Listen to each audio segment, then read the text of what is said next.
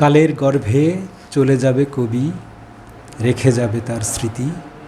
ভাঙতে আসে গুড়িয়ে দিতে, গড়ে দিতে সম্প্রীতি। দৈনিক ঝিনেদার কাগজ, সত্যের আলোয় সুন্দর।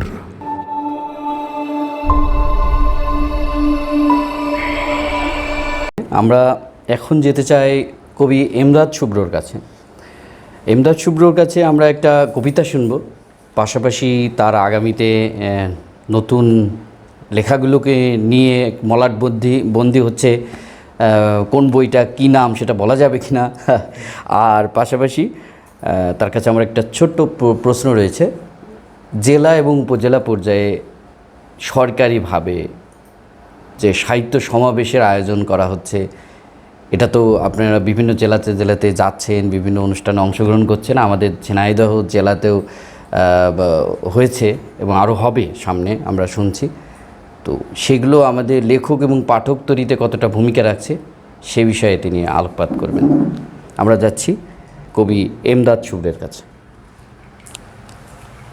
ধন্যবাদ প্রিয় সঞ্চালক মহোদয়। কালের গর্ভে চলে যাবে কবি, রেখে যাবে তার স্মৃতি। ভাঙতে আসে গুড়িয়ে দিতে, গড়ে দিতে সম্প্রীতি। আজকের এই যে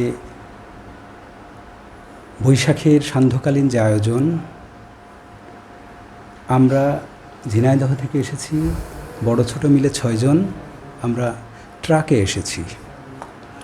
আমাদের আরও দেরি হতো, আপনারা দেরির জন্য যে বিরক্ত হয়েছেন, আমরা আরও বিরক্ত করতাম ইজি বাইকে আসলে। সেজন্য আলহামদুলিল্লাহ আমরা ট্রাকে এসেছি এবং আমি ট্রাক শ্রমিক ইউনিয়নের সাথে সম্পৃক্ত আছি, অফিস সচিব জেলা সড়ক পরিবহন শ্রমিক ইউনিয়নে। সরাসরি কবিতা প্রসঙ্গে আসি।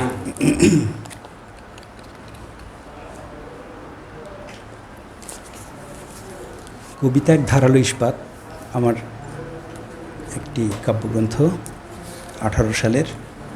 সেটার আমি ভূমিকা লিখেছিলাম এরকম: সীমাবদ্ধ পাপ নিয়ে মানুষের খেলা, শব্দ আর বাক্য নিয়ে কাটায় বেলা, আচারে বিচারে কাজে অকাজে, আর এভাবে ওরা পুণ্যেরও ভাগীদার। কিন্তু কবি, তোমার অবস্থা তেমন নয়। অসীম ভাব, অভাব, অক্ষর, ছন্দ, মাত্রা, অলঙ্কার, উপমা, খুঁতখুঁতে সে যাত্রা। তাই তো কবির পরতে পরতে ভয়। আর মুখবন্ধে লিখেছিলাম, পৃথিবীতে সকলেই কবি নয়। কবি হতে কি কি লাগে জানো?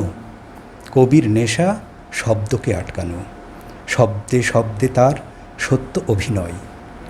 সত্যবাদী যে কথায় ও কাজে, স্বপ্ন আশা ভাবনায় বিচরণ যার, থাকে না দর্প আত্ম অহংকার।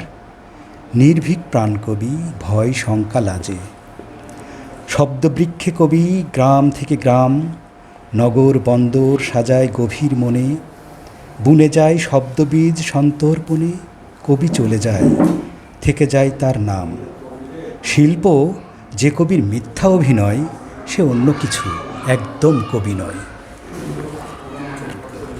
তো আপনি সুন্দর একটি প্রশ্ন করেছিলেন যে সাহিত্য সংশ্লিষ্ট আমাদের যে সমাবেশ জেলা পর্যায়ে আমরা একত্রিত হয়েছিলাম এবং আগামীতেও ইনশাল্লাহ হব।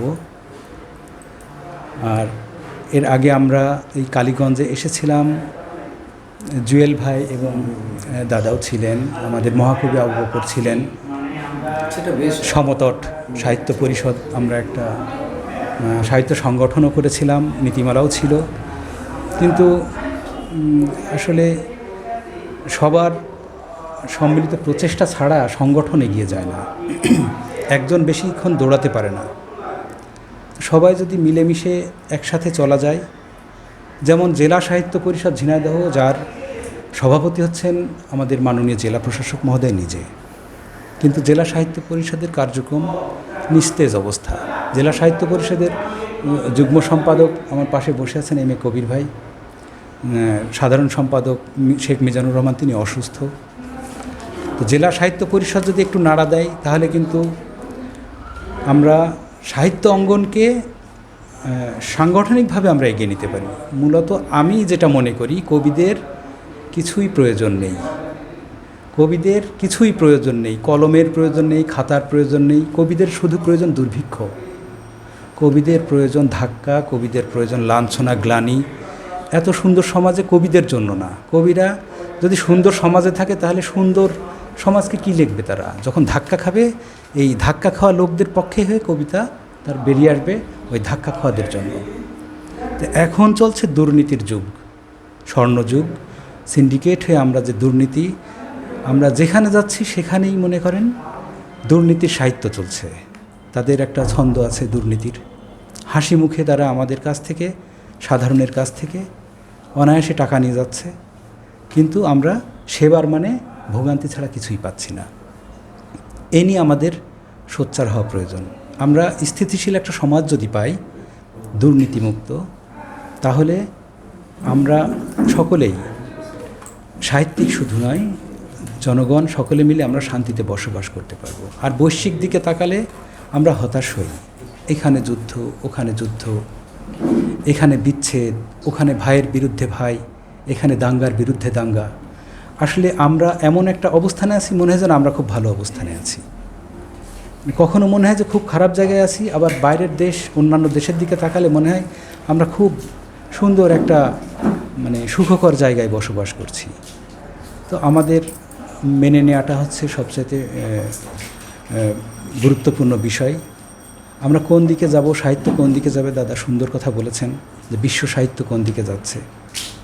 বিশ্ব সাহিত্য তো আমাদের নিয়েই, আমাদের এই খেটে খাওয়া মানুষ, আমাদের এই লাঞ্ছিত মানুষ, যারা নিপীড়িত, বঞ্চিত, তাদেরকে নিয়েই যদি একটা সীমারেখার ভিতরে নিয়ে এগিয়ে যেতে পারে, শান্তিপূর্ণ পরিবেশে সুন্দর পৃথিবী গড়তে পারে, তাহলে আমাদের সফলতা আসবে।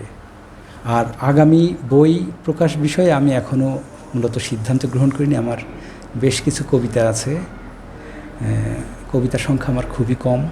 আমি মনে হয় আমার যেন কবিতাই হয়নি। তো সেই হিসাবে আমি চেষ্টা করছি আগামীতে যখন কবিতা হবে ইনশাল্লাহ বই বের করব। ধন্যবাদ কবি এমদাদ শুভ্র ভাইয়াকে দারুণ আলোচনার জন্য।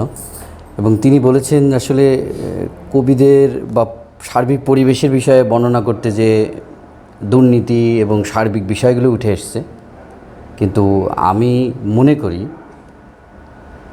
কবি যে সময়ে যে সমাজে বসবাস করে সেই সময়ে থেকে তার গভীরে যদি সে ঢুকে যায়, তাহলে সে আরও সামনের 100-200 বছরকে দেখতে পায়, যেটা আমরা কবি উত্তম চক্রবর্তীর কথা থেকে আমরা পেয়েছিলাম। তো সৌন্দর্যটা যদি বর্ণনা করতে হয়, যদি আমরা এম.এ. কবিরের কথায় আছি শব্দ ভাষার চয়নের ব্যাপারটা নিয়ে, তাহলে কবিরাই সেই সুন্দরকে সুন্দরভাবে উপস্থাপন করতে পারবে। দুর্নীতি, এই দুর্নীতি যে আমি বলছি, আমার যে উচ্চারণের সমস্যাটা হচ্ছে, এই দুর্নীতি শব্দটাকেও সুন্দর করে উচ্চারণ করেন, ভালো লাগবে কিন্তু।